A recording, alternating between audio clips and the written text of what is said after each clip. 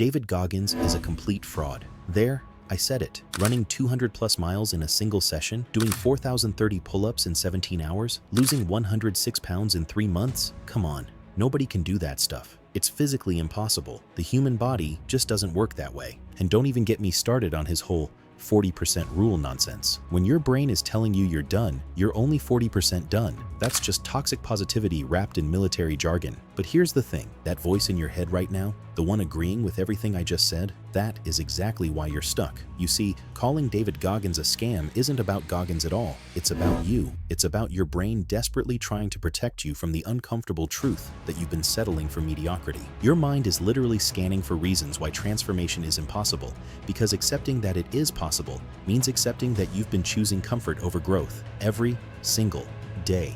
He has elite genetics. He's lying about his numbers. These aren't facts you're stating, they're excuses you're manufacturing. Because here's what David Goggins actually represents, and why it terrifies your comfort-seeking brain. He's proof that the voice in your head, the one telling you to hit snooze, to skip the workout, to order takeout instead of cooking, to scroll social media instead of reading, that voice is not you. It's just programming, and programming can be overwritten. Goggins isn't asking you to run 200 miles. He's not asking you to do 4,000 pull-ups. He's asking you to recognize that 90% of your limitations exist only between your ears. When you say, I don't have time to work out, what you're really saying is, I haven't made it a priority. When you say, I can't wake up early, what you're really saying is, I choose my immediate comfort over my long-term goals. When you say, I don't have the discipline, what you're really saying is, I haven't developed the skill of doing things I don't feel like doing. The Goggins mindset isn't about becoming superhuman. It's about becoming human in the truest sense. Someone who can override their primitive brain and act in alignment with their values instead of their impulses. It's about looking at that voice that says, this is too hard, and responding with good. It's about understanding that your mind will always try to negotiate with you when things get uncomfortable.